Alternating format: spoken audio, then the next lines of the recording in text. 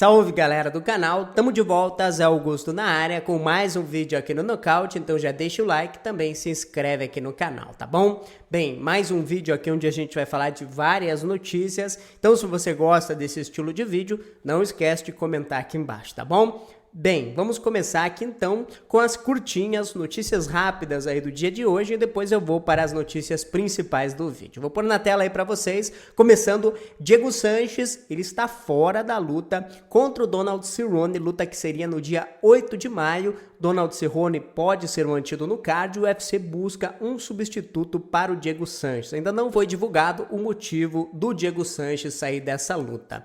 Segunda notícia rápida, TJ Dillashaw, ele também está fora da luta do dia 8 de maio contra o Corey Sandhagen. Ele acabou divulgando essa imagem aí que está na tela, onde a gente vê ali um ferimento acima do olho ali do TJ Dillashaw. Ele que está voltando agora, foi suspenso por doping. A luta deve ser remarcada pelo UFC. A nova luta principal dessa data está sendo trabalhada pelo UFC, ainda não está oficializada, mas poderá ser Marina Rodrigues, a brasileira, deve enfrentar a Michelle Waterson no dia 8 de maio na luta principal deste UFC.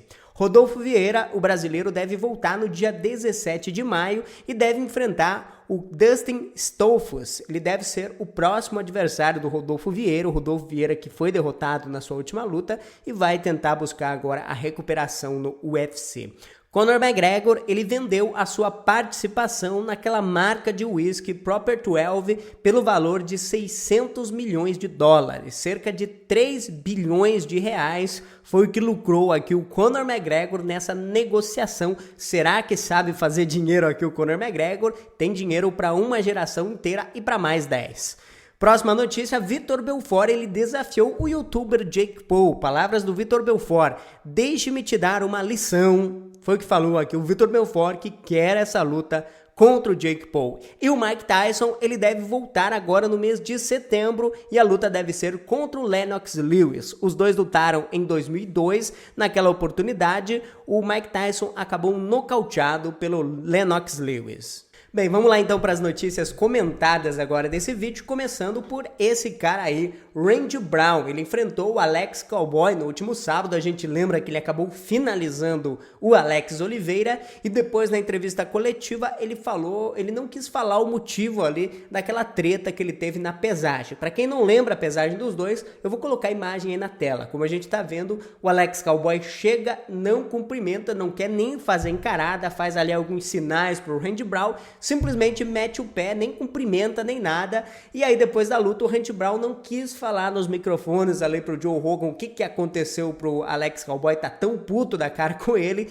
Teve a luta, o Randy Brown acabou vencendo e falou que iria nas suas redes sociais divulgar o motivo. Bem, saiu o motivo aí dessa treta entre os dois e eu vou colocar na tela para vocês agora aí as palavras do Randy Brown. Sabe o que deixou ele nervoso? Foi apenas um erro de tradução. Eu publiquei um vídeo de um cara dançando, falando que seria eu quando o cowboy começasse a entrar na arena. Aparentemente, ele achou que eu estava o ironizando. Depois da luta, nos encontramos nos bastidores. Eu vi o seu empresário e ele fala inglês e português. Veio até mim e começamos a conversar com minha equipe e ele. Acontece que o cowboy pensou que eu estava zombando ele. Então eu mostrei o vídeo da publicação no Instagram e disse que eu dançaria como ele na entrada para a arena. Mas eu não sei dançar, é assim que eu danço. Então ele se desculpou, se sentiu mal, foi legal. Tiramos uma foto e publicamos. Fecha aspas. Bem, tá então as palavras do Randy Brown que acabou explicando essa treta, esse problema que ele teve com o Alex Cowboy, cara. Eu achei que o Cowboy, na pesagem ali, eu achei que tinha alguma coisa mais séria, cara. Sinceramente, ele ficou ofendido, achou que o Randy Brown tinha tirado com a cara dele, pelo fato do Alex Cowboy ser um lutador que sempre entra dançando e tudo mais, mas tudo não passou então de um mal entendido. Segunda notícia que eu quero comentar um pouquinho agora é sobre esse cara aí, Derrick Lewis. Como a gente viu recentemente, o Dana White já falou várias vezes que o Derrick Lewis pode realmente ser o próximo adversário do Francis Ngannou, com todo esse imbróglio envolvendo aí o John Jones, essa negociação que nunca chega a um acordo.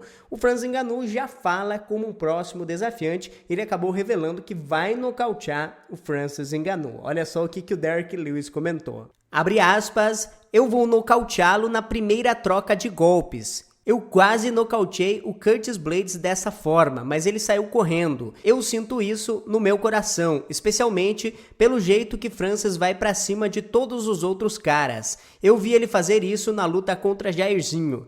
Se Ngannou fizer isso comigo, eu vou nocauteá-lo com certeza. Fecha aspas. Bem, tá então as palavras do Derrick Lewis, prometendo que vai nocautear o Francis Ngannou, cara. Tudo que eu peço aqui ao Derrick Lewis e também ao Ngannou, cara, caso realmente essa luta seja fechada, que os dois lutem. Se vocês lembrarem da primeira luta, que foi lá no UFC 226, foi uma das piores lutas de todos os tempos, cara. O Derrick Lewis ganhou por meio chute baixo. Foi isso que aconteceu naquela luta e não teve mais nada. Eu acho que é muito difícil de acontecer de novo isso, cara. Eu acho que o Francis Ngannou agora é um lutador mais maduro, é um cara que tá mais concentrado nas lutas, mostrou evolução nessa última luta contra o Miocic e acho que vem com tudo pra cima do Derrick Lewis. Pode o Derrick Lewis vencer essa luta? Com certeza pode, cara. Eu acho que o Derrick Lewis, junto com o Francis Ngannou, eles são os dois maiores nocauteadores que a gente tem hoje no UFC. É uma mãozada, a luta acaba. A gente viu o que o Derrick Lewis fez contra o Curtis Blaydes na última luta. Então, quando ele fala em uma entrevista que eu vou nocautear o Francis Ngannou, o Ngannou tem realmente que respeitar, porque a mão dele é muito pesada e ele precisa de um golpe para definir a luta. Se você tem de um lado o Ngannou que também precisa de um golpe, do outro lado você tem o Derrick Lewis que também precisa de um golpe. Então vai ser uma briga de duas carretas sem freio que vão bater frente a frente. Uma das duas vai sair amassada, uma das duas vai terminar na lona. Eu creio que essa luta aqui não chega na decisão. Eu falei isso lá no UFC 226 e repito agora. Eu acho que essa luta não vai para decisão e eu torço realmente para que não vá, cara, porque se for para decisão, podem ter certeza que foi uma luta chata. Serão 5 rounds agora valendo o cinturão, então para mim é impossível daquilo que aconteceu lá atrás se repetir novamente aí nessa disputa de cinturão. Mas enfim, aproveita e deixa o comentário de vocês aqui embaixo. Quem vence, Francis Ngannou ou o Derrick Lewis? E a última notícia aqui desse vídeo, vamos falar novamente aqui sobre o Chris Weidman. A gente teve no sábado a luta entre o Chris Weidman e também o Ryan Hall, e lá o Chris Weidman acabou fraturando então a sua perna. Como vocês viram no vídeo de ontem, o Weidman já voltou para casa, voltou num voo fretado pelo próprio UFC, pelo Dana White, e ele acabou hoje fazendo uma publicação nas redes sociais por causa de algumas críticas que ele andou recebendo. Muita gente está falando que o Weidman agora está pagando pelo que ele fez lá contra o Anderson Silva, sendo que na época o Anderson Silva quebrou a perna chutando a canela ali do Weidman e agora o Weidman acabou sofrendo o mesmo tipo de fratura quase 8 anos depois, uma coincidência do destino, e a gente viu que algumas pessoas acabaram falando, pô, foi bom, você quebrou porque tinha quebrado a do Anderson lá, esse tipo de comentário besta que a gente vê aí na internet. Muita gente acabou falando que o Weidman mereceu esse tipo de castigo, coisas do tipo. Inclusive teve gente aqui nos vídeos do canal comentando que o Weidman comemorou aquela vitória lá contra o Anderson Silva, por isso que ele mereceu quebrar a perna. Então a gente viu muitos comentários aí dessa maneira aqui nos vídeos, o que eu acho bem deselegante, chato por causa do momento que o Weidman tá passando e totalmente desnecessário. Sobre isso, o Weidman acabou falando. Olha só o que ele comentou. Vou pôr na tela aí as publicações dele lá no Twitter. Quem diz que eu comemorei quando Anderson quebrou a perna está totalmente enganado. Eu não sabia que a perna dele havia estourado. Só pensei que havia doído com o chute e ele caiu de dor, como costumava acontecer em alguns sparrings.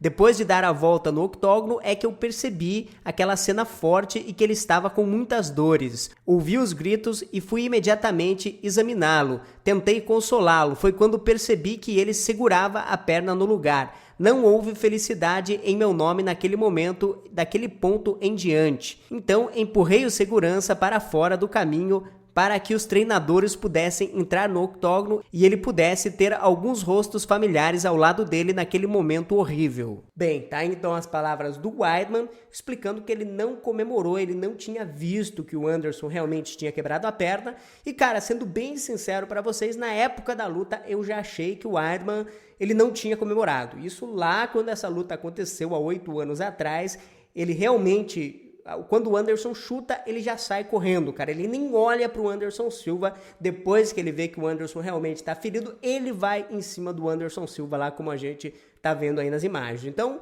eu não acho que realmente ele tenha comemorado na época, não acho que ele mereça críticas desse tipo, cara. O cara é um guerreiro que entra ali dentro do octógono, que se entrega ao máximo nas lutas. E, na minha opinião, em vários momentos aqui a gente tem muita gente que se esconde atrás do teclado simplesmente para falar coisas que ninguém merece ouvir, cara. O que o Weidman ouviu, estando lá numa cama de hospital, lesionado, passando por uma cirurgia, são coisas totalmente desnecessárias, cara. Eu acho que o pessoal pega muito pesado pelo fato dele ter simplesmente quebrado a sequência de vitórias do Anderson Silva, ter nocauteado na primeira luta e depois na revanche vencido novamente. Então o brasileiro ficou com essa memória do Chris Weidman aí na cabeça e não esquece, cara. Eu acho que tá na hora de esquecer tudo isso aí. O próprio Anderson Silva foi lá, deu muito apoio aí pro Chris Weidman e é isso que a gente tem que ter daqui pra frente, cara. Um mundo melhor, sem críticas desse tipo aí que a gente viu relacionado a essa lesão do Chris Weidman. Comente aqui embaixo, deixa o like, se inscreve no canal. Volto logo mais, um grande abraço a todos, até a próxima, tchau, tchau e fui.